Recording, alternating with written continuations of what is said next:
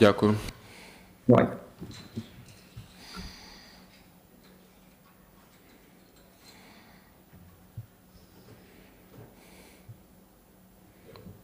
Сонечко.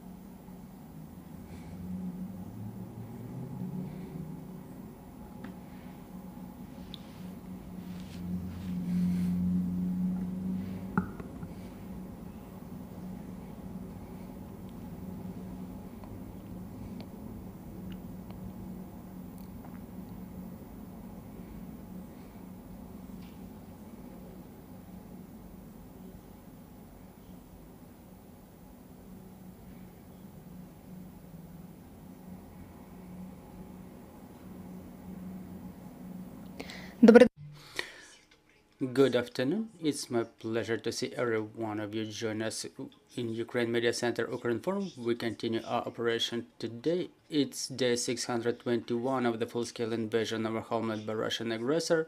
This night, our country ended up under intense strikes by the occupiers. So now we will be talking with Yurii Ihnat, the spokesperson of the Air Force Command of the Armed Forces of Ukraine. Good afternoon, Mr. Yurii. Good afternoon, Mr. Yurii. So let's talk about this night's attack and the response of our air defense. Well, talking about the night, there was no such an intense activity. I think that is the weather conditions in the occupied area and in the area of the forward edge, the tactical aviation operation decreased their activity over there. There were only a couple of aircraft immersion in the equator of the Black Sea and in the occupied areas. The enemy was not exercising any attacks before this night, except for Onyx missiles launched from Crimea and X-59 ballistic missile from the area of occupied Crimea. Also, there was a counter-electronic warfare missile launched from the territory of Russia, and 22 Shahed drones, 15 of which were downed. They were launched from the territory of occupied Crimea. So those are the results of this night's attack. Well, talking about the shellings of Kherson region,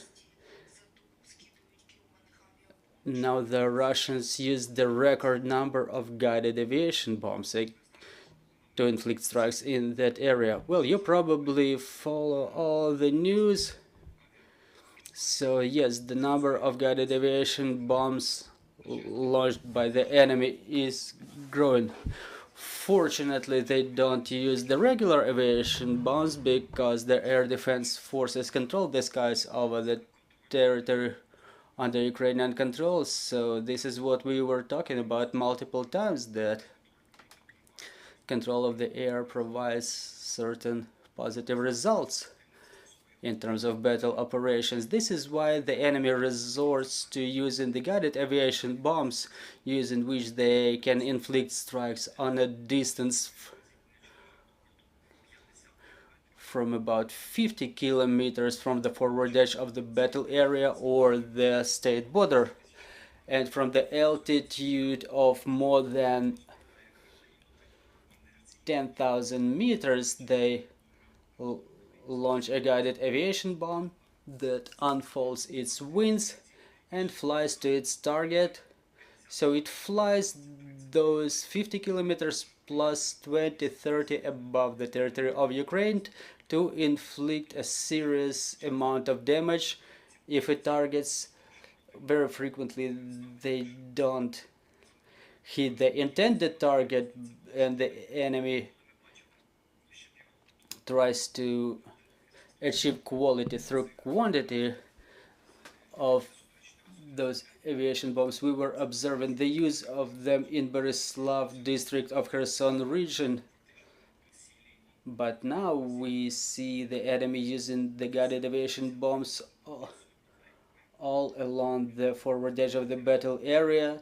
Dozens of them, sometimes hundreds of them, are targeting the areas along the front lines and the positions of Ukrainian troops. So how to fight the guided aviation bombs? We can try to shut them down, but it will hardly result in anything tangible due to objective reasons.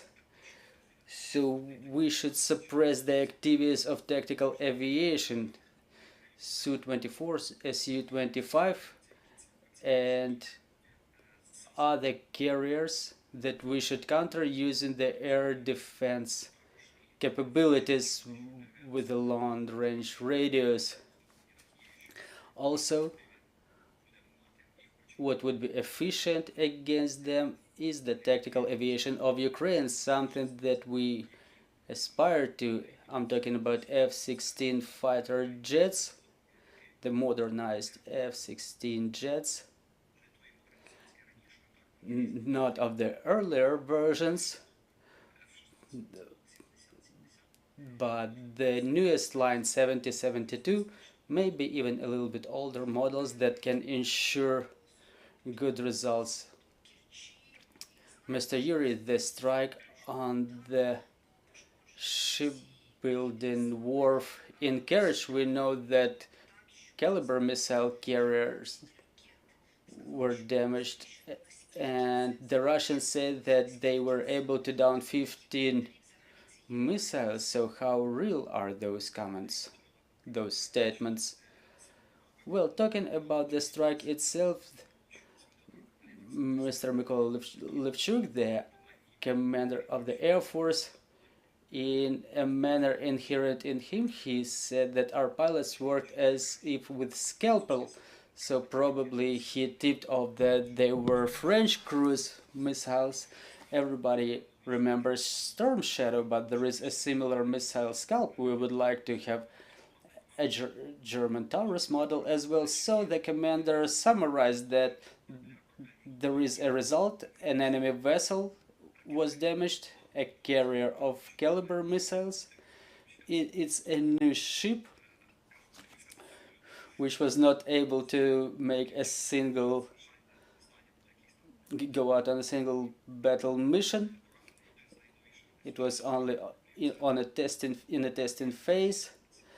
Well, but it was damaged, and it's a positive result for us.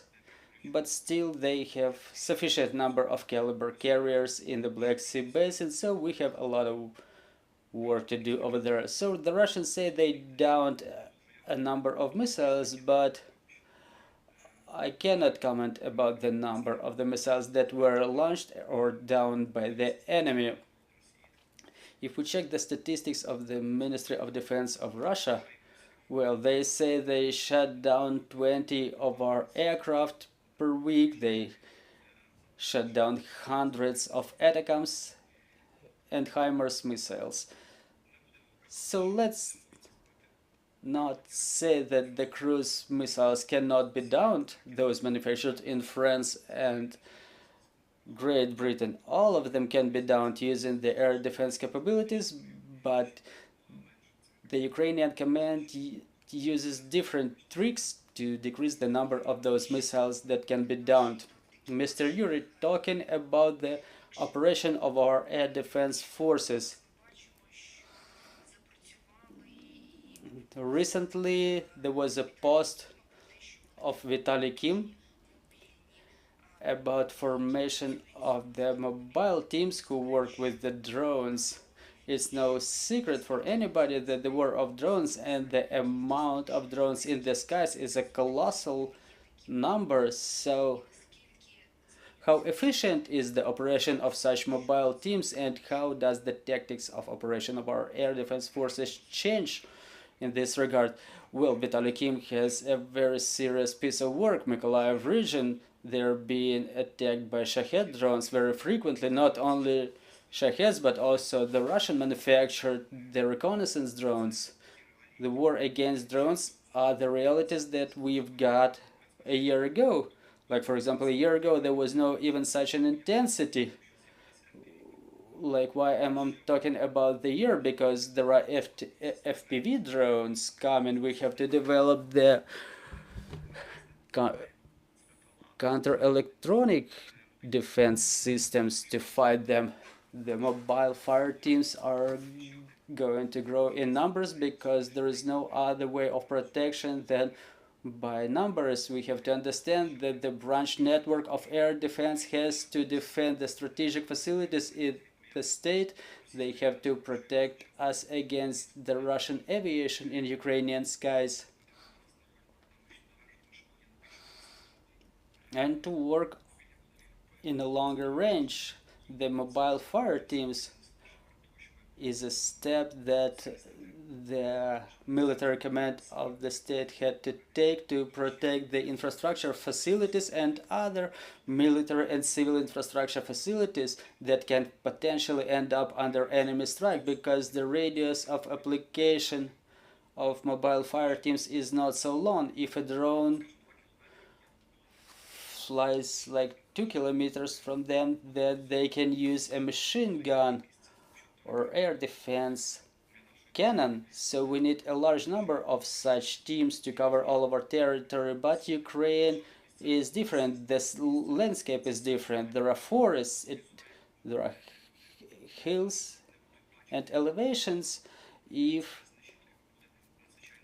the air defense forces don't see a UAV, they wouldn't be able to down it. This is why we look for different ways to improve their operations. We use additional equipment, high-speed vehicles that would allow those fire teams to move quickly, to take more convenient positions to target this or that UAV.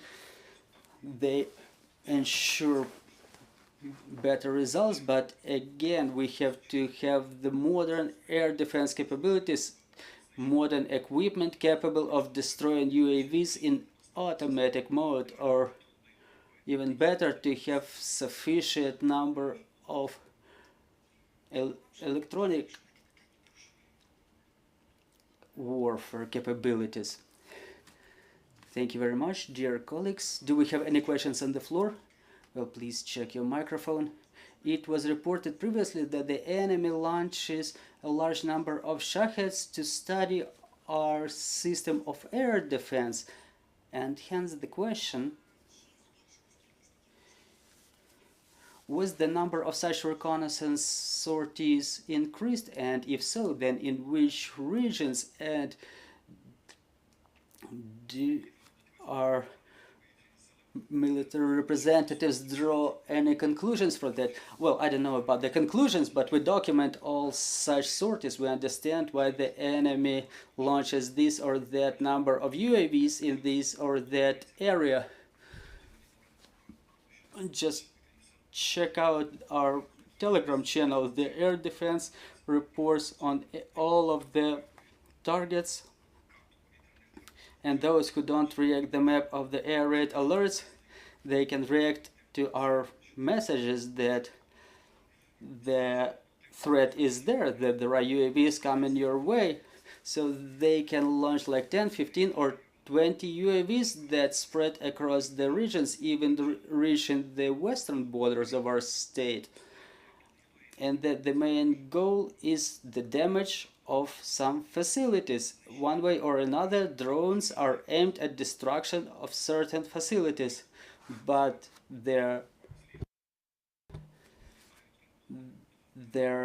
route, having them swerve in one way or another, or flying in circles, is just made to make sure that the drone makes a reconnaissance of all the area until it hits its target to find out the weak links, the gaps in air defense. This information is analyzed by enemy analysts to use it to plan the consequence or subsequent strike. But first of all, a drone is a weapon. It's not a reconnaissance, it's a one-way flight that is intended to hit a target. We have more questions. Chris Sampson, National Security Media. Two questions. Do you see really that the reason why they're not hitting Kyiv like they did in October last year and into November was because the air defense is substantially better, number one? And the second is apparently General Dynamics, there's 2 MQ-9 Reaper drones available to Ukraine for merely $1 plus the logistical supplies. Is there anything we can do for Ukraine to ask for those 2 items? Because from what I understand, they're essentially available to the country. Дякую.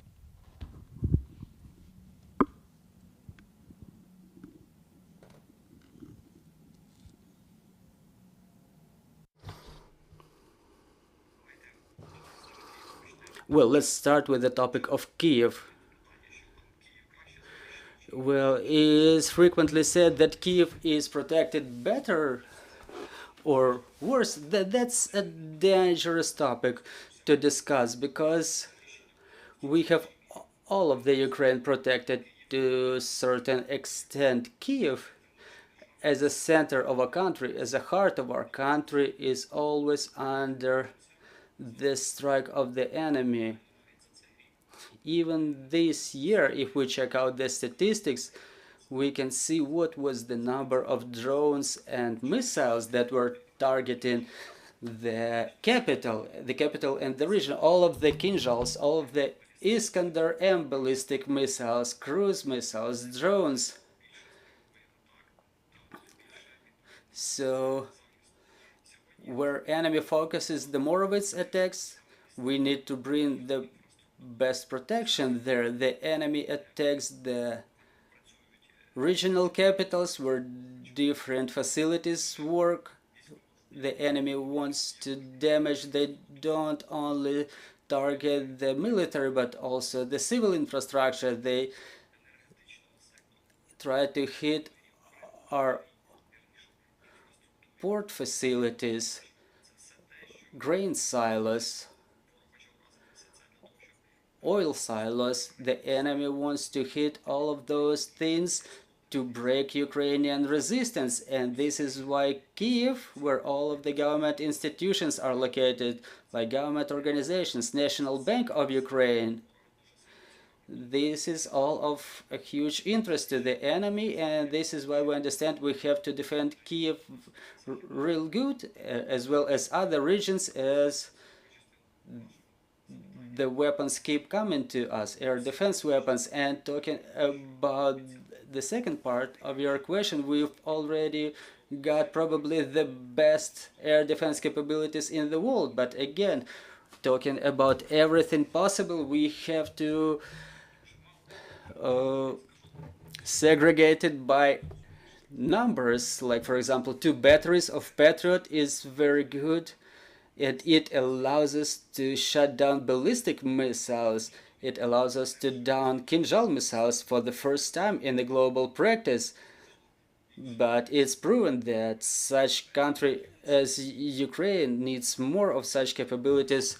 We need some T in bigger numbers, and one of the modern air defense systems, Iris-T, it's available in Ukraine, but also in a limited number, just like NASAMS, that demonstrate very good results fighting the air targets.